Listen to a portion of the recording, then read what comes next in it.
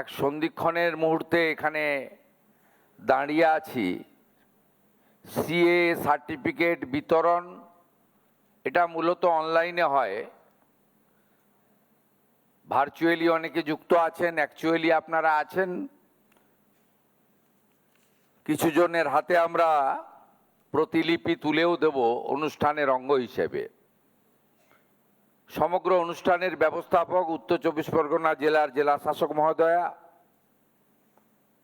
রাজ্য সরকারের যে দপ্তর এই বিষয়টি দেখছেন, রাজ্যের স্বরাষ্ট্র সচিব শ্রীমতী সঙ্ঘমিত্রা ঘোষ মহোদয়া আইএস, এখানে দুজন সম্মানীয় ক্যাবিনেট মন্ত্রী উপস্থিত আছেন, আমার সতীর্থ অর্জুন সিং এবং ডক্টর কল্যাণ চক্রবর্তী। আমাদের মধ্যে সিএ সংক্রান্ত ভারত সরকারের আধিকারিক উপবিষ্ট আছেন। আমাদের মধ্যে অনেক এমএলএরা আছেন, এখানে স্থানের অভাবে প্রথম সারিতে বসেছেন। আমাকে বরণ করতে গেছিলেন গেটে এইচএসের সঙ্গে 3 এমএলএ, দেবদাস মণ্ডল, তরুণজ্যোতি তেওয়ারি এবং পীযূষ কানোড়িয়া। আমি তাদেরকে সাথে নিয়েই মঞ্চে চলে আসি। তারা নেমে যাচ্ছিলেন, আমি বললাম বসার ব্যবস্থা করতে।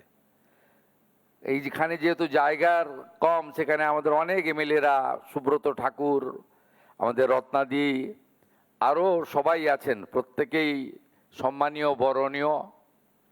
আমি আমার সকল বিধায়কবৃন্দকে অন্তর থেকে সম্মান জ্ঞাপন করছি, কারণ আমি লিডার অফ দ্য হাউস, আপনাদের নেতা বিধানসভার। এবং আমি খুশি শুধুমাত্র আমার স্বদলীয় বিধায়করা নন, যারা আমাদের বিরোধী দলের বিধায়ক তারাও এখানে এসেছেন সরকারি প্রোগ্রামে। এটা আমরা অনেক দিন ধরে, এই 11 সপ্তাহের সরকার আমরা এটা চালাচ্ছি। কিন্তু 21 থেকে 26 আমি এলওপি ছিলাম, আমার কোথাও ডাক ছিল না। এমএলএদের কথা তো ছেড়েই দিন, অর্জুন সিং নিজে ছিল না, ওনার পুত্র ছিলেন এমএলএ, ডাক পেতেন না কেউ। সুব্রত ঠাকুর ছিলেন, কোথাও ডাক পেতেন না। যাই হোক, আমি সকলকে অভিনন্দন জানিয়ে আজকের এই কর্মসূচির তাৎপর্য প্রথমে বলি। বিগত সরকার সিএ এর বিরোধিতা করেছে। তারা বলেছে শুধুমাত্র এই সিএ কিছু হয় না, বলে আপনারা তো নাগরিক, আপনারা বার্ধক্য ভাতা পাচ্ছেন, রেশন পাচ্ছেন, লক্ষ্মী ভাণ্ডার পাচ্ছেন, আবার কিসের নাগরিকত্ব? কিন্তু আমরা আপনাদের কাছে সবসময় বলেছি যে আপনারা যখন ভিসা পারমিট করতে যান, তখন 71-এর আগের দলিল আনতে বলা হয়। সেক্ষেত্রে আপনারা সমস্যার মধ্যে পড়তেন। তাহলে আপনাদের সরকার, পুলিশের ডিআইবি, স্বরাষ্ট্রমন্ত্রীর হাতে, স্বরাষ্ট্র দপ্তর আগে মুখ্যমন্ত্রীর হাতে ছিল, এখনো আমার হাতে আছে। তাহলে এই প্রশ্নটা কেন করেন? তার মানে সিএ এর প্রয়োজনীয়তা ছিল। এবং আমরা যদি ইতিহাস পড়ি তাহলে দেখব 1945 সাল থেকে পিআর ঠাকুরের নেতৃত্বে এই লড়াই চলে এসেছে। এবং যারা বিভীষিকাময় দেশভাগ 47, তারপরে ক্রমাগত প্রাণ বাঁচানোর জন্য এবং ধর্মীয় উৎপীড়নের কারণে যারা বাংলাদেশ থেকে চলে আসতে বাধ্য হয়েছেন, তারা বারে বারে এই দাবি বিভিন্ন সময়ে করেছেন যে আমাদের সহনাগরিকের মর্যাদা দেওয়া হোক। 2019 সালে ঠাকুরনগরে যশস্বী প্রধানমন্ত্রী নরেন্দ্র মোদীজি একটি সভাতে এসেছিলেন। তিনি বলেছিলেন, জনতা জনার্দন যদি আমাকে আনে, আমি সিএ আইন আনব। লড়াইটা কবেকার দেখুন, 45-এর দাবি, 47-এ দেশ স্বাধীন। কত লম্বা লড়াই। অনেকে অধৈর্য হয়ে যান আপনারা, ভোটার তালিকায় নামটা কোথায় গেল, আমার এটা হচ্ছে না, এসসি সার্টিফিকেটটা তো এখনো পেলাম না। কিন্তু আপনারা যদি একটু অতীত মন্থন করেন, কত লম্বা লড়াই কেউ ভাবেনি। অনেকে এসেছে, অনেকে গেছে। যিনি 19-এ কথা দিয়েছিলেন তিনি কিন্তু জেতার পরেই লোকসভার দুটো শেষ আপনার কক্ষেই পাস করিয়ে দেন। এবং এই আইনে কোথাও বলা ছিল না যে মুসলিমদের নাগরিকত্ব কেড়ে নেওয়া হবে। আজকে আমি ধন্যবাদ জানাই, তৃণমূলের মুসলিম এমএলএরাও এসেছেন। তারাও হয়তো বুঝেছেন। সেই সময় আপনি বলুন কত ঘটনা 19 সালে পশ্চিমবঙ্গে ঘটেছে, অশান্তি। হাজারদুয়ারি ট্রেন পুড়েছে, সাঁতরাগাছিতে বাস পোড়ানো হয়েছে। মুসলিমদের বোঝানো হয়েছিল যে এটা এনআরসি, কিন্তু এই আইনের কোথাও লেখা ছিল না যে কারো নাগরিকত্ব কেড়ে নেওয়া হচ্ছে। এই আইনে লেখা ছিল যে যারা ধর্মীয় সংখ্যালঘু, তারা আফগানিস্তান, পাকিস্তান, বাংলাদেশ থেকে ভারতে যারা এসেছেন 2014 সালের 31শে ডিসেম্বর পর্যন্ত, তাদেরকে ভারত সরকার সহ নাগরিকত্বের মর্যাদা দেবে। কে কে ছিছি বলা হয়েছে, এনআরসি বলা হয়েছে, ভুল বুঝিয়ে সরকারি সম্পত্তি ধ্বংস করা হয়েছে, অশান্তি হয়েছে রাজ্যে। লম্বা তালিকা, আমি পড়তে শুরু করলে 40 মিনিট লাগবে। তৎকালীন মুখ্যমন্ত্রী নিজে মিছিল করেছেন স্মৃতির মোড় থেকে শ্যামবাজার পাঁচমাথার মোড় এই সিএ এর বিরুদ্ধে। অথচ আজকে উনার দলের যারা সমর্থক, তারাও এখন এসআইআর হওয়ার আগে পরে অ্যাপ্লাই করেছেন, কিছুজন পেয়েওছেন। এভাবে তো হয় না। সরকার তো নীতি তৈরি করে সকলের জন্য, কোনো একটা নির্দিষ্ট দলের জন্য, ব্যক্তির জন্য নীতি তৈরি হয় না। 2024 সালে তারপরে মাঝখানে বলা হলো যে আইন তো হয়েছে, কার্যকর তো হচ্ছে না। বলা হলো প্রধানমন্ত্রী এবং আমরা জুমলা, মানে মিথ্যা প্রচার করি। হিন্দিতে জুমলা বলে, বাংলায় মিথ্যা। অনেকে বিভ্রান্ত হলেন। হ্যাঁ, সত্যি তাই তো। 19-এর আইন 20 গেল, 21 গেল, 22 গেল, 23 গেল, কার্যকর হয় না কেন? প্রথমত স্বরাষ্ট্রমন্ত্রী একবার এসেছিলেন, ওখানে আমি সঙ্গে ছিলাম ঠাকুরনগরে। তিনি বলেছেন কোভিডের জন্য করতে পারিনি। 20, 21, 2 সাল কোভিড ছিল, ভ্যাকসিনেশন চলছিল, বলে এগুলো কমপ্লিট হয়ে যাক, করে দেবো। রুল মানে আইনের পরে রুল বের করতে হয়। ঠিক 2024 সালে 6ই মার্চ ভারতের স্বরাষ্ট্র দপ্তর রুল জারি করে দিল। রুল জারি যেই হয়ে গেল, তখন আগে যারা পশ্চিমবঙ্গে শাসক ছিলেন, যারা সিএ এর বিরোধিতা করেছেন, সিএ কে এনআরসি বলেছেন, মুসলিমদের ভুল বুঝিয়ে খেপিয়েছেন সিদ্দিকুল্লাহ চৌধুরীর নেতৃত্বে, সেই তারাই বলল একদম অ্যাপ্লাই করবেন না। অ্যাপ্লাই করলে কি হবে? আপনি চাকরি করেন, চাকরি যাবে। আপনি পেনশন পান, পেনশন বন্ধ হবে। আপনি রেশন পান, রেশন বন্ধ হবে।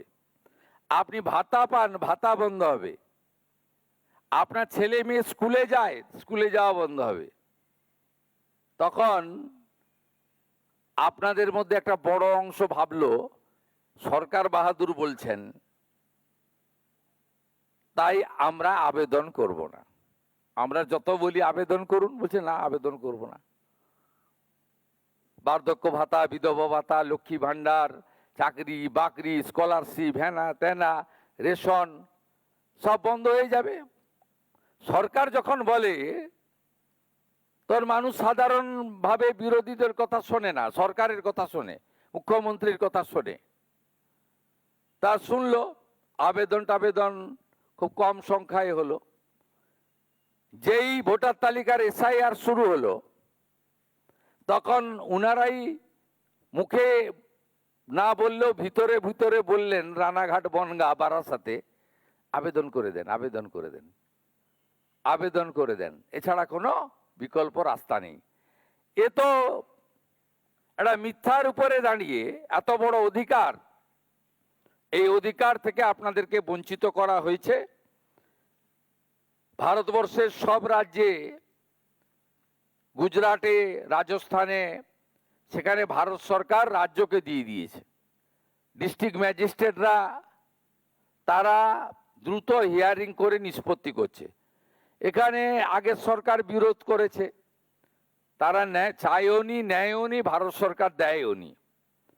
তা আমরা সরকারে এসেছি মাত্র 11 মাস। আমরা মোট এখন অবধি সিএ সার্টিফিকেট দেওয়া হয়েছে 23,956 জনকে। এই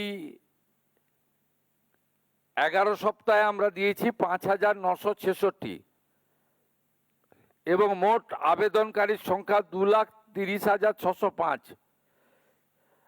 আমরা আজকে সার্টিফিকেট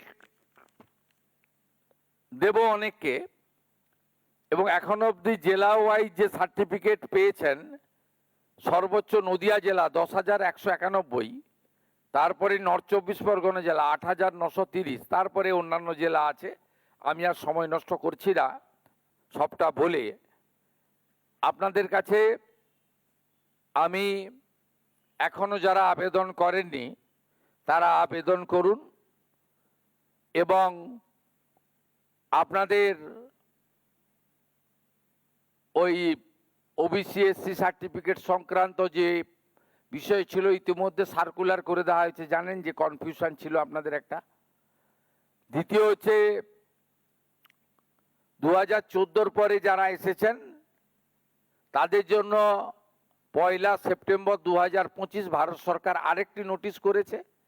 31/12/2024 পর্যন্ত তাদের এই সিএ এর আওতায় আনার কথা বলা হয়নি আপাতত, কিন্তু বলা হয়েছে কোনো পুলিশি হয়রানি তাদেরকে ভারতবর্ষের কোনো পুলিশ করবে না, পশ্চিমবঙ্গ পুলিশও করবে না।